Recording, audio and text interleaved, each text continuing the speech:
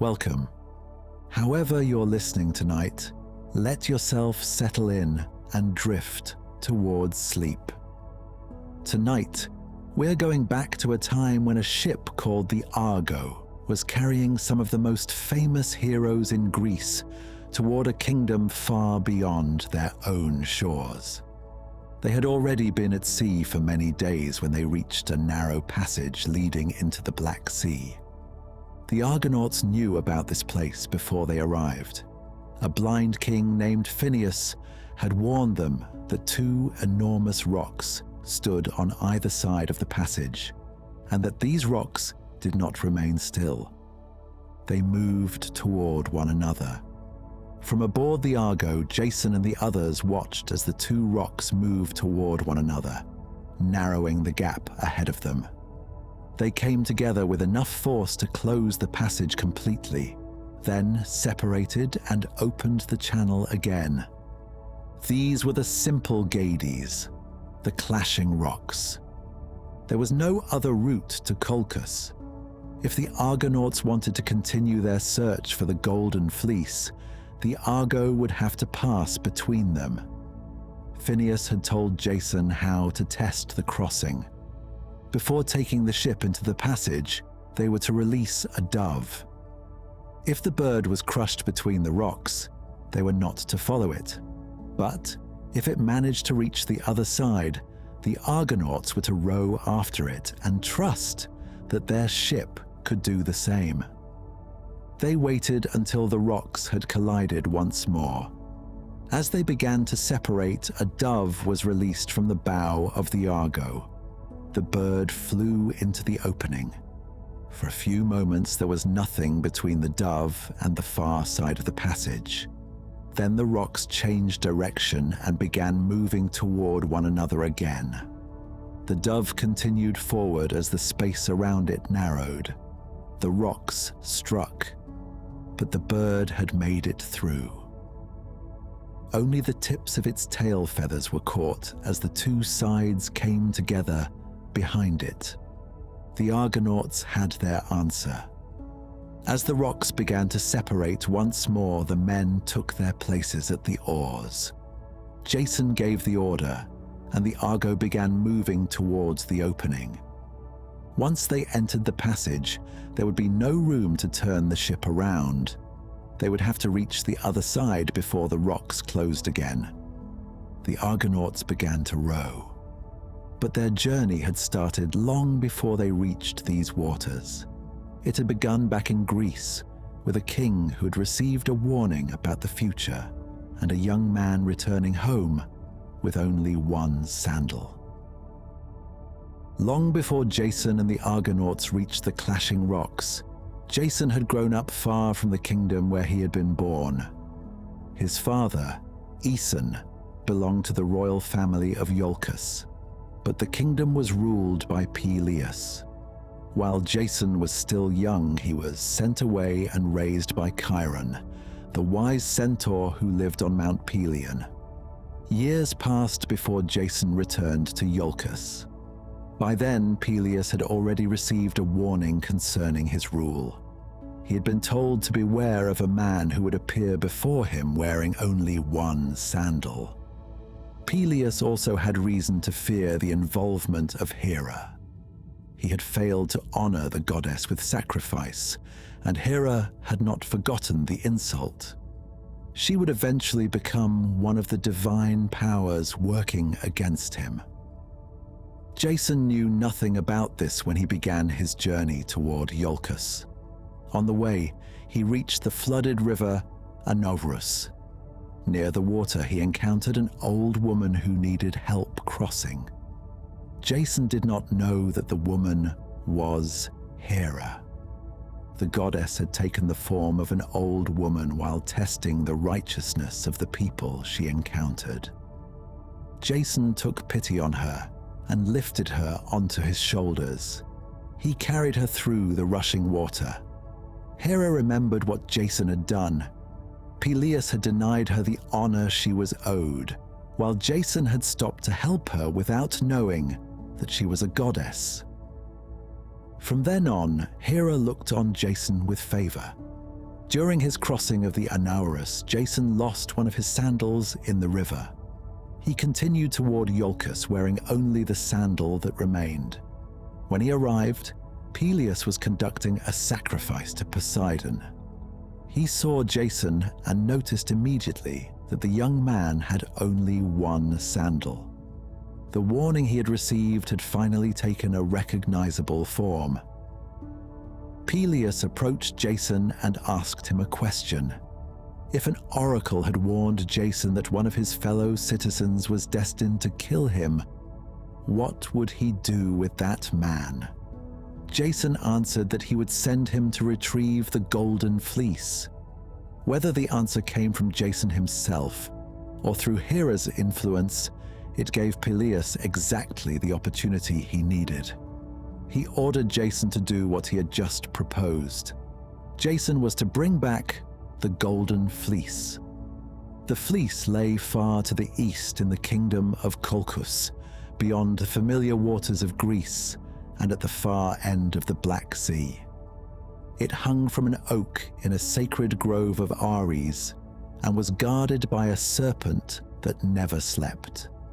Sending Jason after it offered Phineus a way to remove the man he'd been warned about without killing him himself.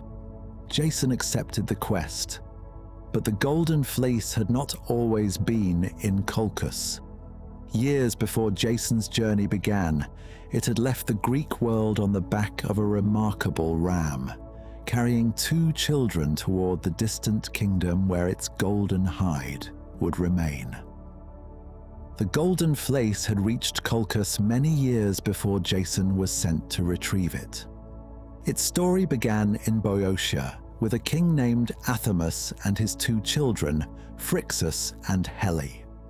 Their mother was Nephele, but Athamas later married Ino and had children with her as well. Ino wanted the children of Nephele removed, and she devised a plan that placed Phrixus in danger. She persuaded the women of the country to secretly parch the wheat that was being kept for planting. When the damaged seed was sown, the crops failed, and the land was struck by famine. Athamas sent messengers to Delphi to ask how the disaster could be ended. Ino interfered with them as well. She persuaded the messengers to return with a false answer. They told Athamas that the land would become fertile again, only if Phrixus were sacrificed to Zeus. Under pressure from his people, Athamas prepared to sacrifice his son. Before that could happen, Nephele intervened. She brought her children a ram with a fleece of gold, a ram she had received from Hermes.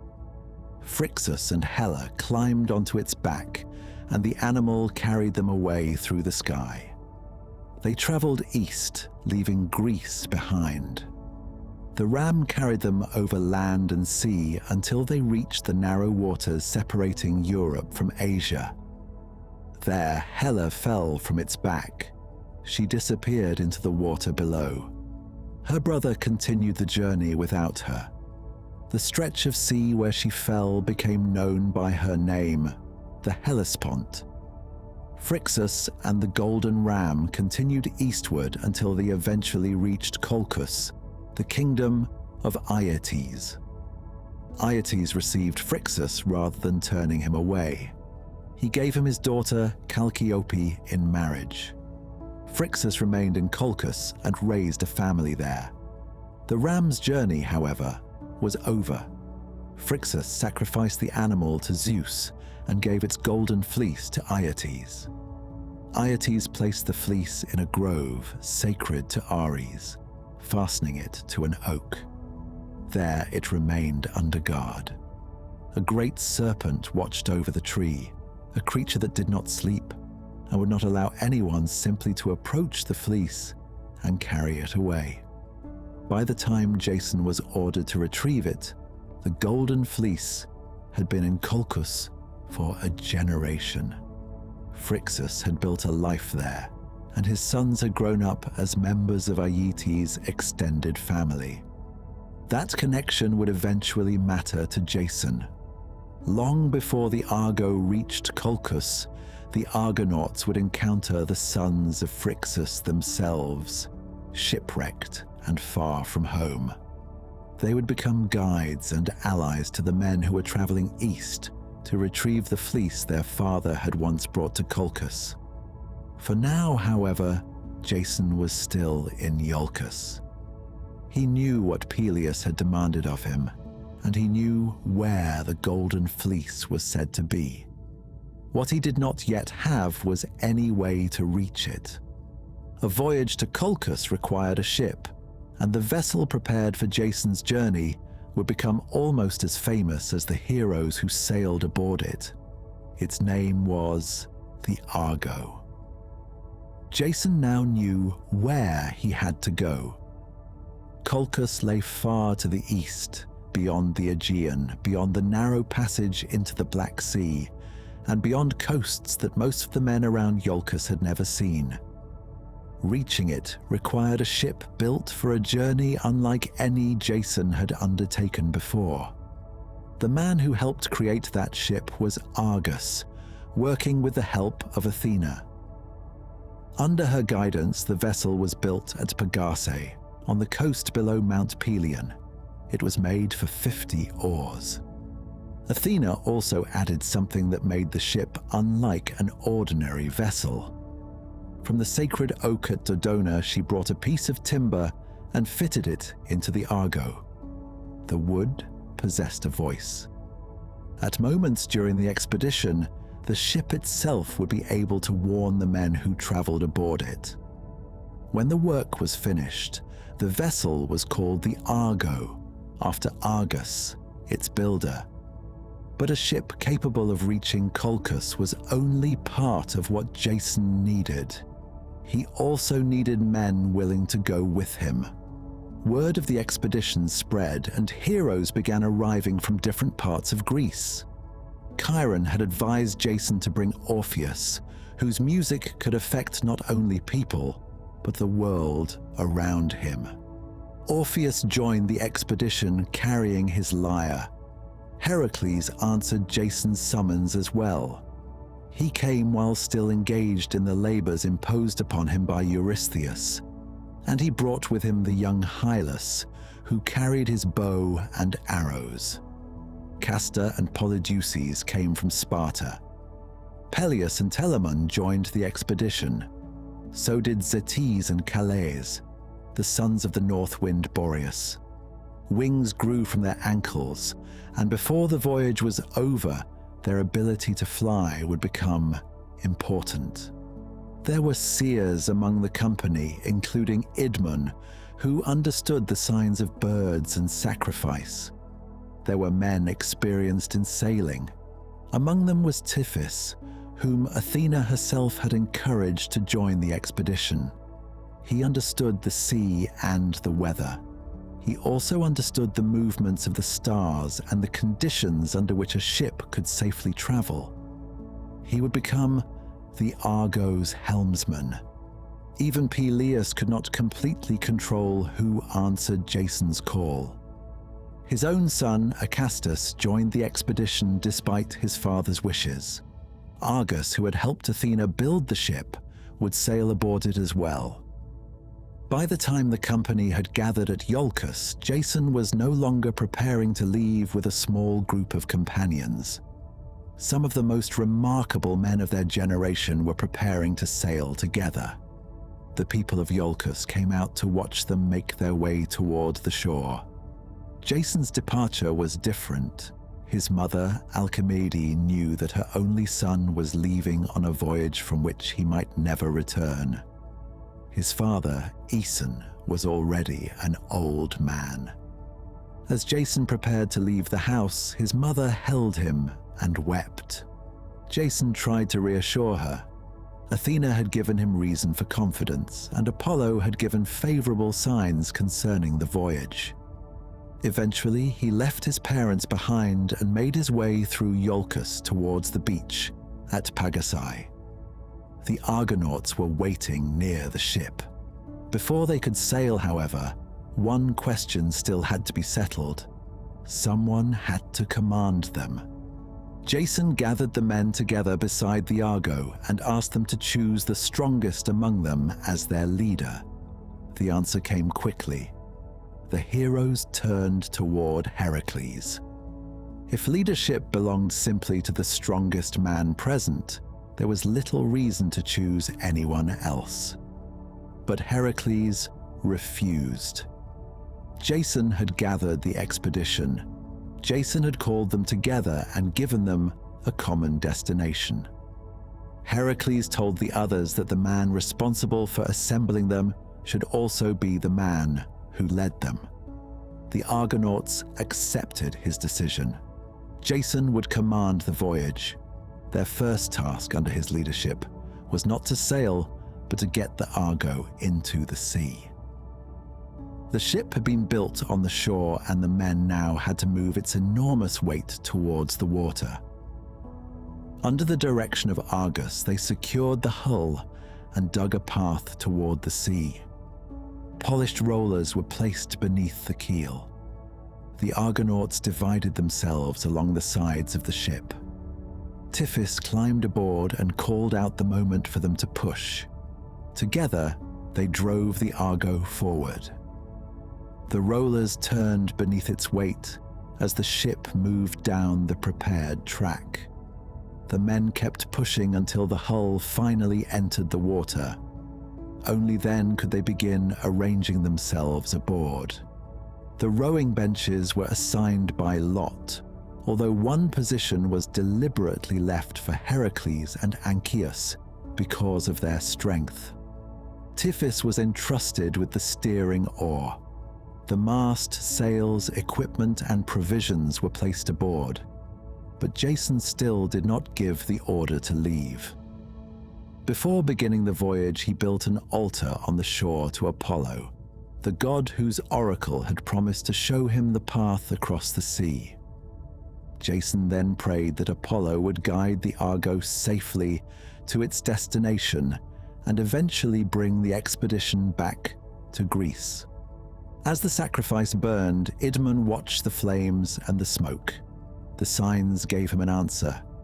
The Argonauts would return with the Golden Fleece.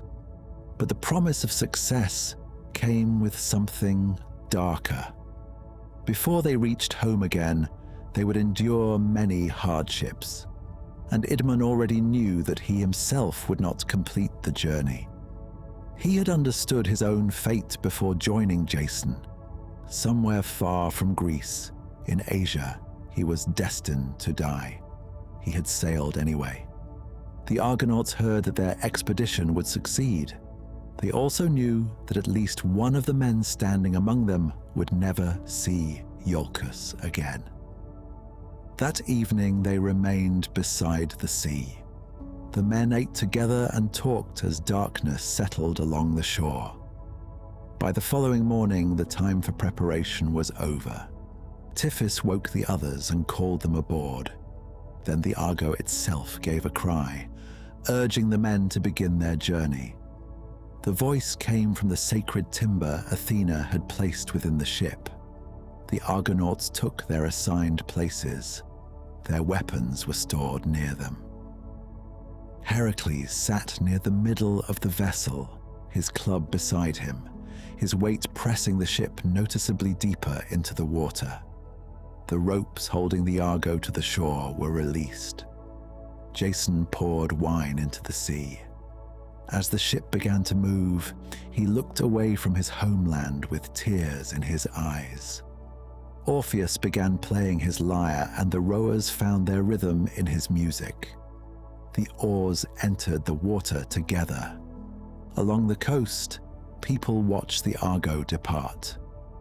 And from Mount Pelion, another familiar figure came down toward the sea. It was Chiron. The centaur who had raised Jason stood where the water reached the shore and raised his hand toward the departing ship. Beside him was his wife, holding a small child in her arms. The child was Achilles, the son of Peleus, still an infant while his father sailed away aboard the Argo. Chiron called after the expedition, wishing them a safe journey and a safe return. the Argo continued out from the coast. Once they were clear of the harbour, the mast was raised and the sail was set. Orpheus continued playing as the ship travelled away from Colchis. Even the fish followed the Argo through the water as they heard his music. The coast behind them gradually disappeared. For the first time, Jason and the Argonauts were truly at sea together.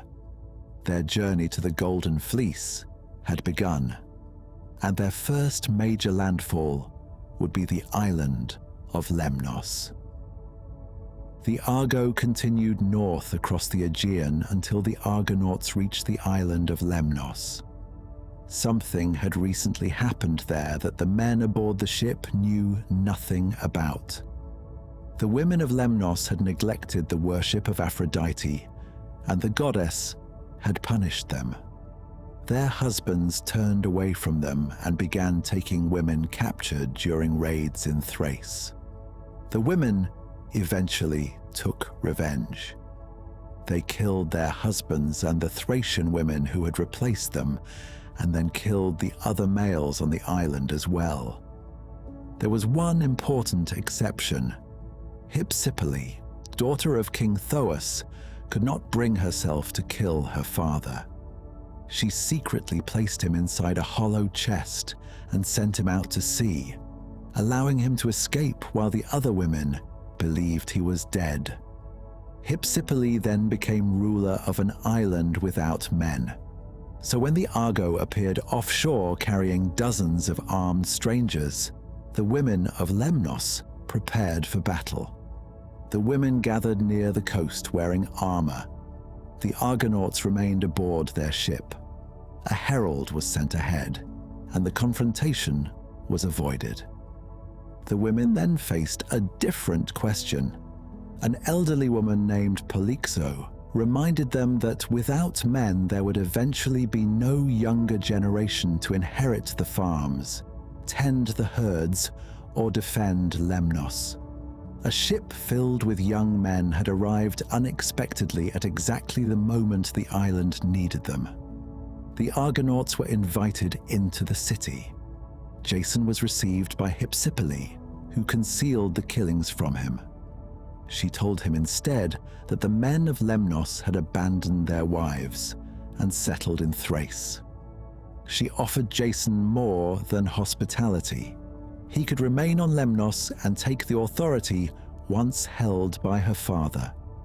Jason refused the kingship, but he and most of the Argonauts accepted the women's invitation to stay. Jason remained with Hypsipyle. The other Argonauts were welcomed throughout the city. For a time, the expedition stopped moving east. Heracles remained near the Argo. Eventually, he called the men together and reminded them why they had left Colchis. They had not crossed the Aegean to settle on Lemnos. The Golden Fleece was still in Colchis, and every day spent on the island left it just as far away. The Argonauts returned to the ship. Before Jason left, Hypsipyle asked him what she should do if she discovered that she was carrying his child. Jason told her that if she bore a son, and if he himself never returned to Greece, the boy could eventually be sent to his parents in Colchis. Then the Argo left Lemnos behind. The voyage continued toward the Hellespont, carrying the Argonauts farther from Greece.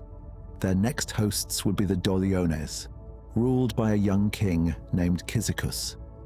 The Argonauts would arrive as his guests, and before they left his country, Jason would kill him.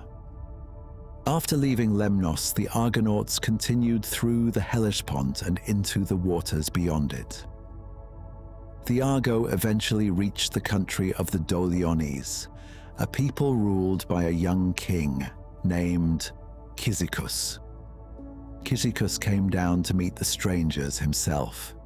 He had already heard a prophecy that one day a company of heroes would arrive in his land, and that when they did, he should receive them peacefully rather than meet them with weapons.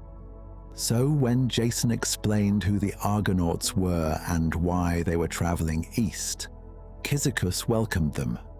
He gave them food, wine, and sheep for the voyage, and the two groups spent time together without hostility. Cyzicus was still a young man. He had recently married Clytie, but the couple had no children yet. The Argonauts asked him about the lands and waters ahead of them. Cyzicus told them what he knew, but there were limits to his knowledge of the route farther east. The following morning, several of the Argonauts climbed Mount Dindymum so they could look out over the surrounding sea and judge the direction they would need to take.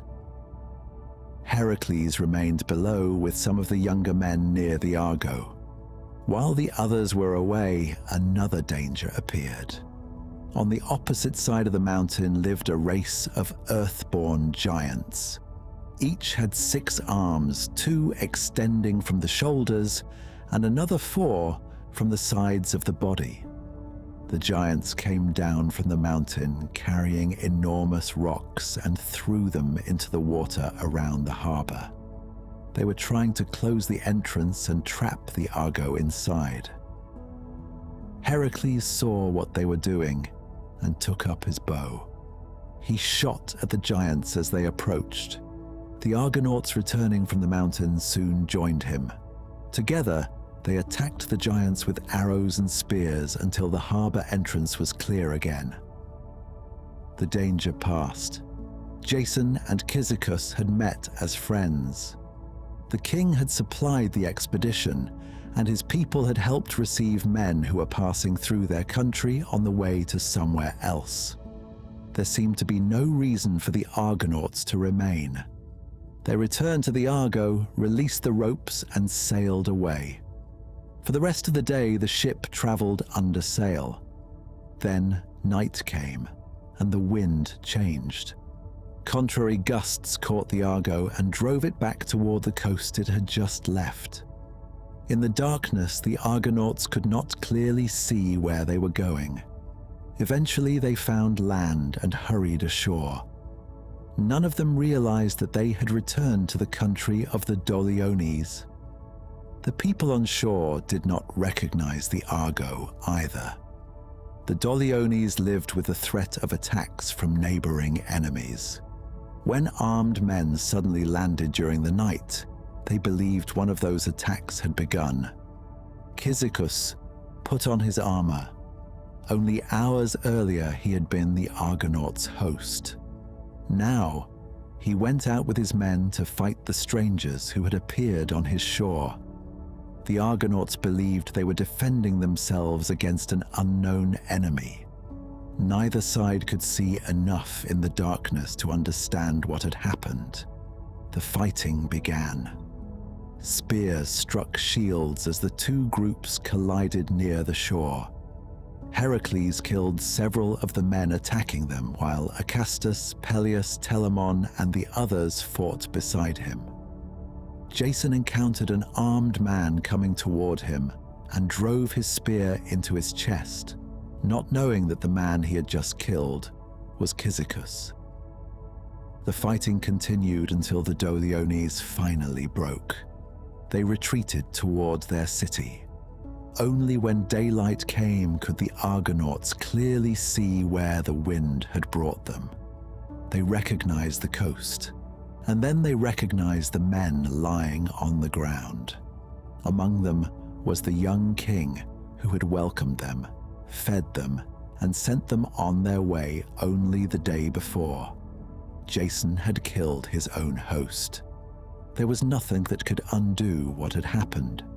For 3 days the Argonauts remained with the Doliones and mourned Cyzicus together. They carried out funeral rites for the king and marched 3 times around his tomb in their armor. They also held funeral games in his honor. Cyzicus was buried in the land he had ruled, but his death was not the end of the tragedy. His wife, Clytie, had been waiting for him to return. When she learned that her husband was dead, she could not endure the loss and took her own life. The nymphs mourned for her, and a spring that flowed there carried her name. The Argonauts had arrived among the Doliones as strangers and been welcomed as friends. When they finally prepared to leave again, their hosts were mourning a king killed by the men he had helped. Even then, the Argo could not simply continue east. Storms rose and held the expedition there for 12 days and 12 nights. The men remained trapped by the weather until the seer Mopsus noticed a halcyon bird circling above Jason. He understood its cry as a sign. Jason was told to climb Mount Dindymum and honor the mother of the gods. The Argonauts climbed the mountain and prepared a place of worship. They made an image of the goddess from a vine growing on the mountain and called upon her for help. After they had honored her, the weather changed. The winds that had held the Argo against the coast finally began to settle, and the Argonauts returned to their ship. This time, when they left the land of Cyzicus, the sea allowed them to continue. They rowed eastward again, away from the grave of the young king, and toward the coast of Mysia. There, another member of the expedition would disappear. And while the Argonauts searched for him, the Argo would leave without the strongest man aboard. After leaving the land of Cyzicus behind, the Argonauts continued east. For a time, the sea was calm, and a spirit of competition spread through the rowers. Each man wanted to be the last to give up his oar. One by one, they tired. Heracles did not. His strength kept the Argo moving even after the other rowers had begun to slow, until the strain became too much for the oar in his hands, and it broke. Part of it remained with Heracles, while the other half disappeared into the sea. By evening, the Argonauts had reached the coast of Mysia, near the mouth of the river Chius. The people who lived there welcomed them and brought provisions for the crew. As the others began preparing the evening meal, Heracles went inland to find a tree large enough to make a new oar. He eventually found a pine that suited him. Heracles laid aside his bow, quiver, and lion skin, then loosened the tree from the earth and pulled it up by its roots. While he was away, Hylas left the camp carrying a bronze pitcher. Hylas had traveled with Heracles since before the expedition began. He was the son of Theodamas, a man Heracles had killed during an earlier conflict with the Dryopians, and Heracles had taken the boy into his care afterward. Now, Hylas went looking for fresh water so that everything would be ready when Heracles returned.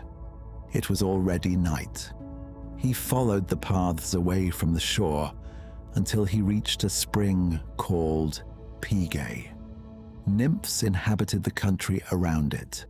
That night, they had gathered to honor Artemis, while one water nymph remained near the spring.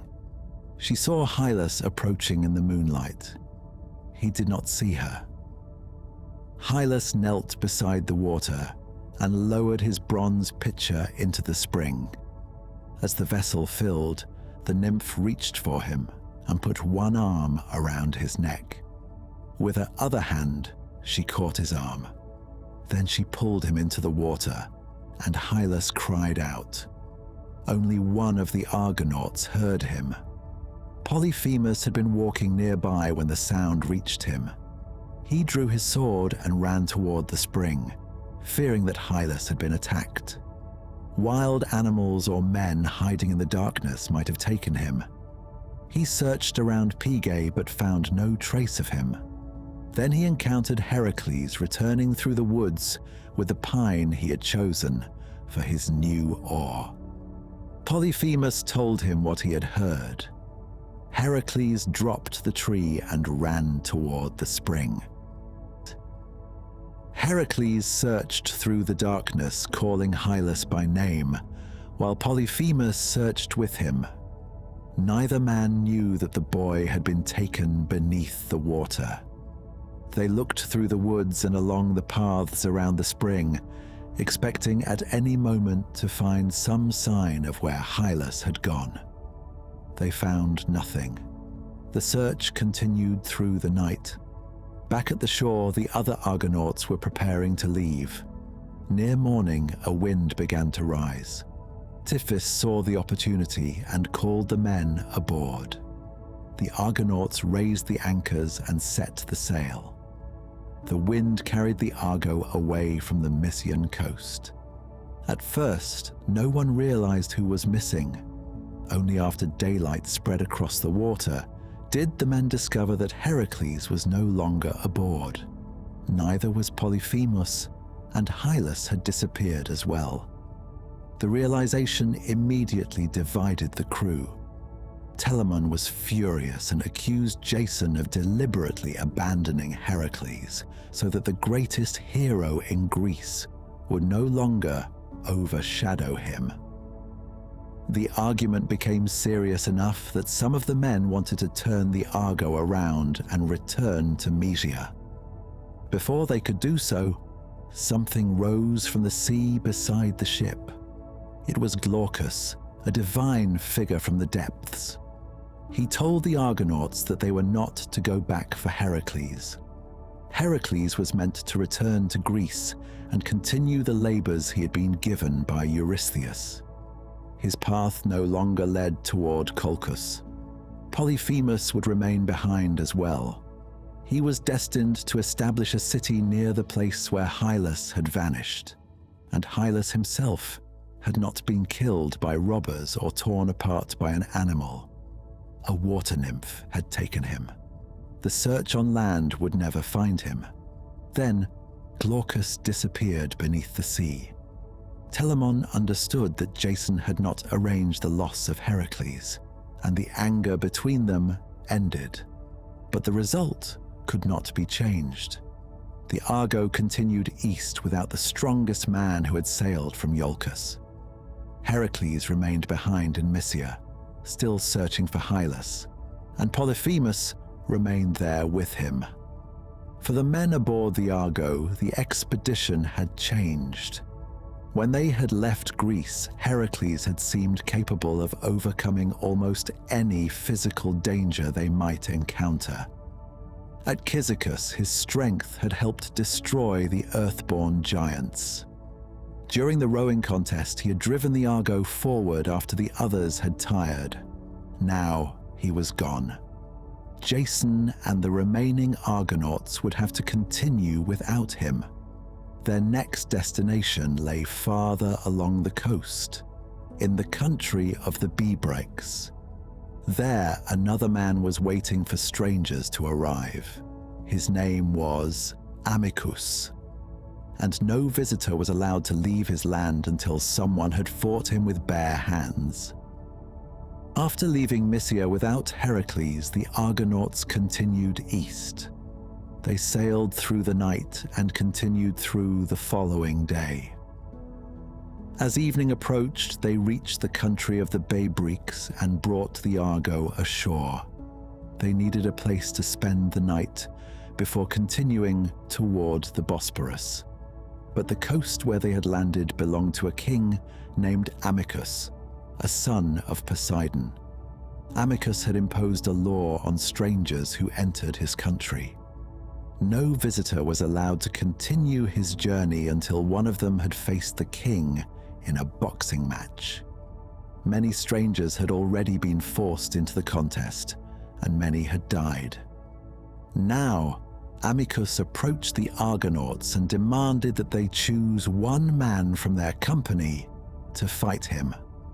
Polydeuces accepted. He was one of the twin brothers from Sparta and an experienced boxer. Amycus was larger and relied on his enormous strength. He attacked aggressively, using the weight of his blows to overwhelm Polydeuces.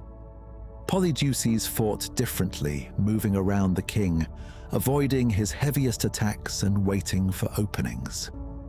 The longer the fight continued, the more frustrated Amycus became. Eventually, the king rushed forward again.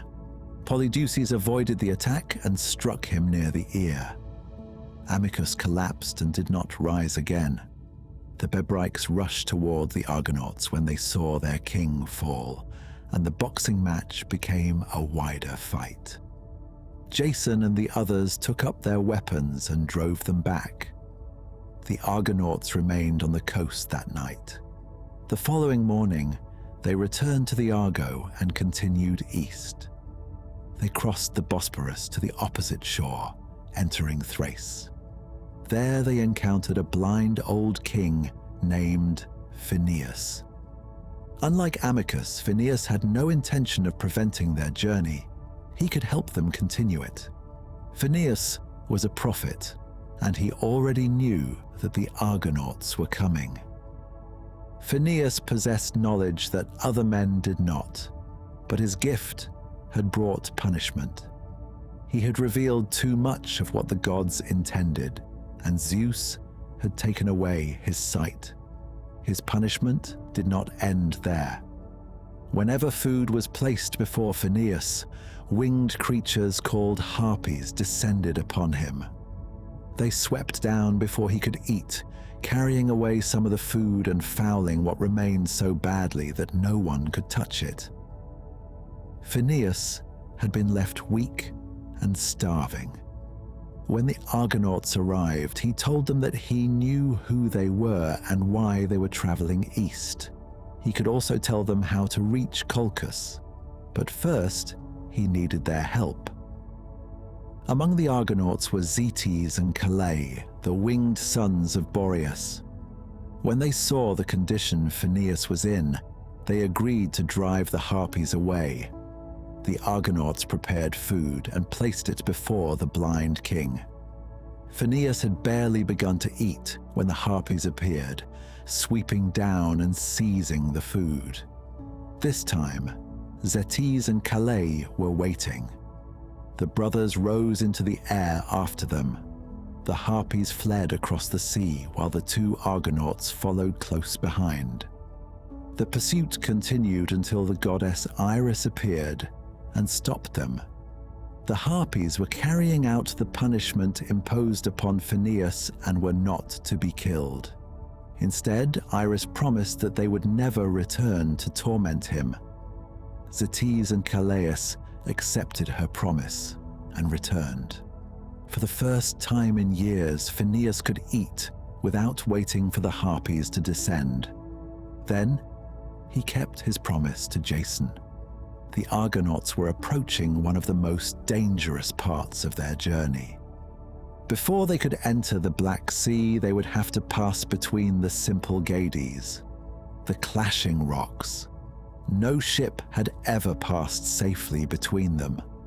The rocks stood on opposite sides of the narrow channel.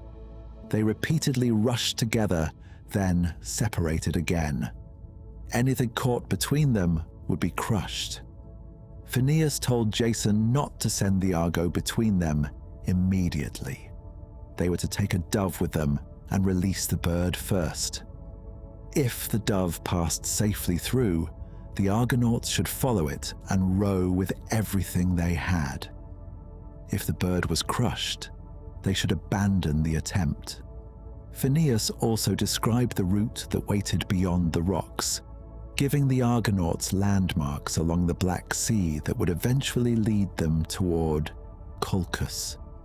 They now had something they had not possessed when they crossed the Bosporus, a route, and they knew how to attempt the passage that guarded its entrance.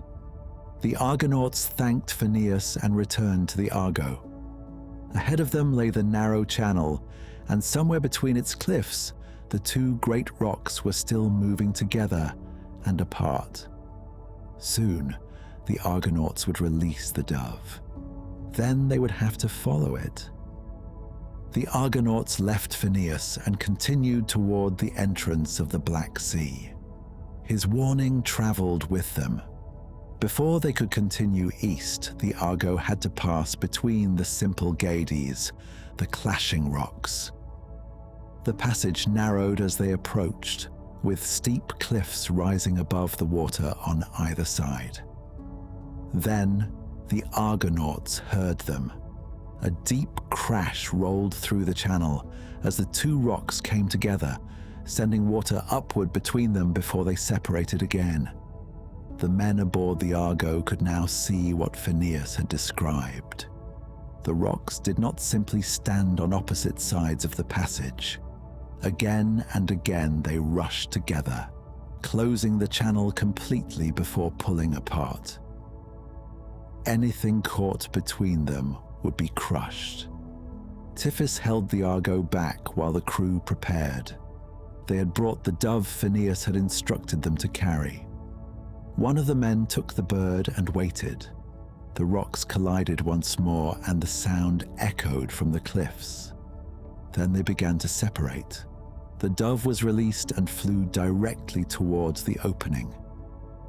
Every man aboard the Argo watched it. The bird passed between the rocks as they began moving inward again. Just before they closed, the dove escaped through the far side. Only the tips of its tail feathers were caught. The rocks crashed together behind it. The Argonauts had their answer. The passage could be crossed, but they would have only moments. Tiphys waited for the rocks to begin separating again. Then he gave the order. The Argonauts drove their oars into the water, and the Argo entered the channel. The current caught the ship immediately.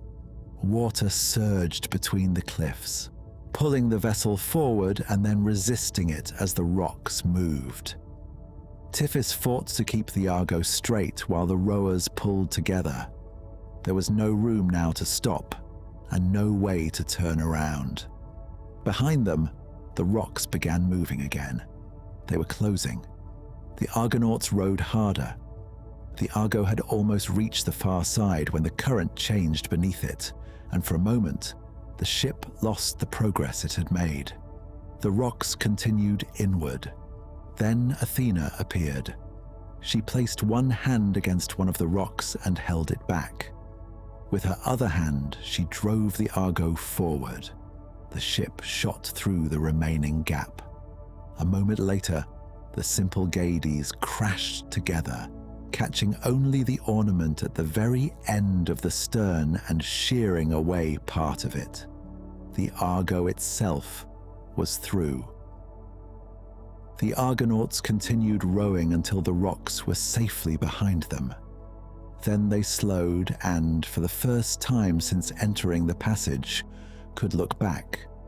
The Symplegades were no longer moving. The passage had changed.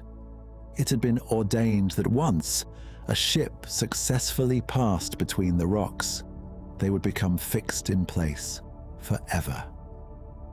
The Argo had been that ship. The route into the Black Sea was now open.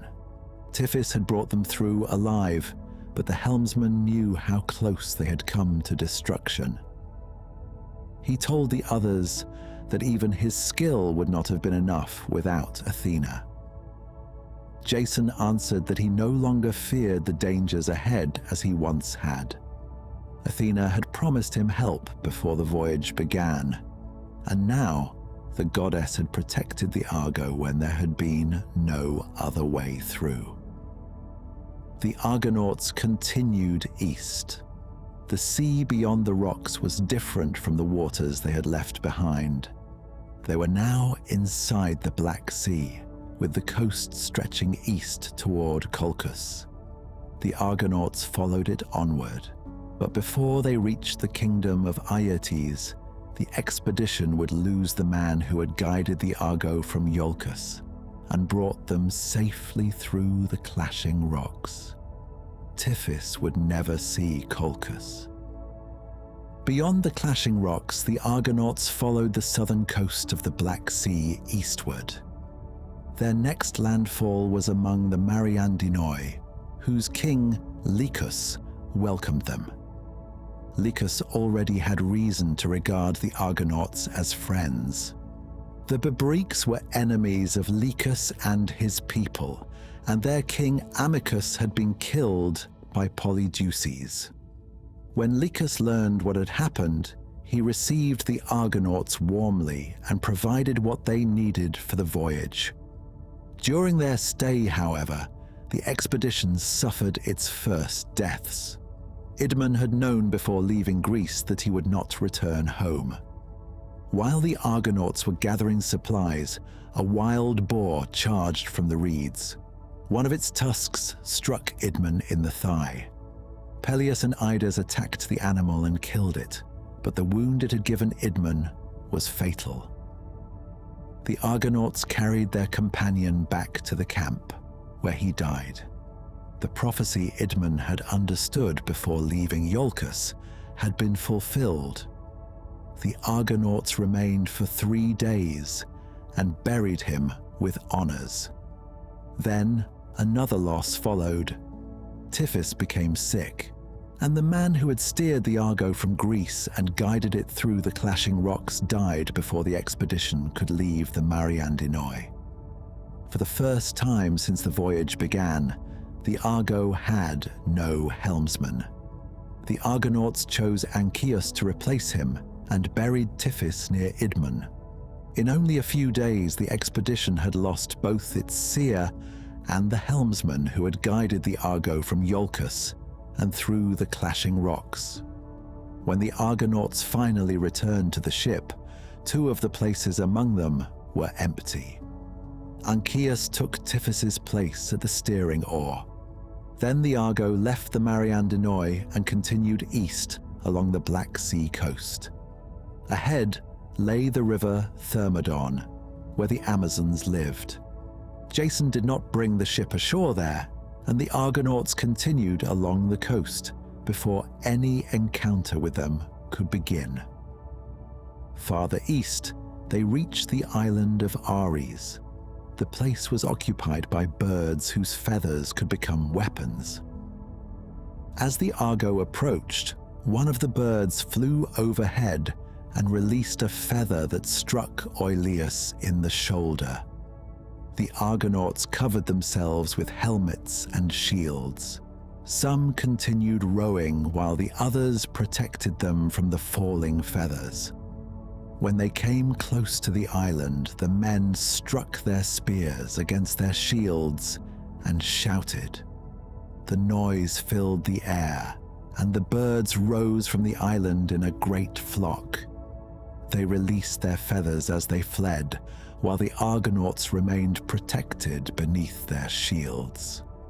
When the men went ashore, they discovered 4 shipwrecked strangers. The strangers were the sons of Phrixus, whose father had crossed the sea years earlier on the Golden Ram and brought its fleece to Colchis. His sons had grown up in the kingdom of Aeetes. After Phrixus died, they had attempted to sail west toward Greece and the family of their father, but their ship had been destroyed in a storm, and they had survived by reaching the island of Ares. Now another ship had arrived from the very country they had been trying to reach. Jason told them why the Argo was traveling east. He was going to Colchis to retrieve the Golden Fleece. The brothers knew Aeetes and understood immediately how dangerous Jason's task would be. The king was unlikely to surrender the fleece simply because Jason asked for it. But Jason now had something he had not possessed before. 4 men who had grown up in Colchis and knew the kingdom he was approaching. The sons of Phrixus joined the Argonauts and agreed to guide them. From the island of Ares, the Argo continued east. Then the Argonauts saw something enormous moving through the sky. A great eagle flew above them toward the mountains of the Caucasus. The beat of its wings disturbed the air around the ship. The bird was traveling toward the place where Prometheus remained bound to the mountain.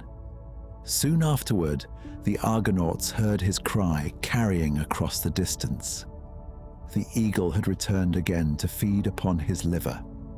The Argo continued past.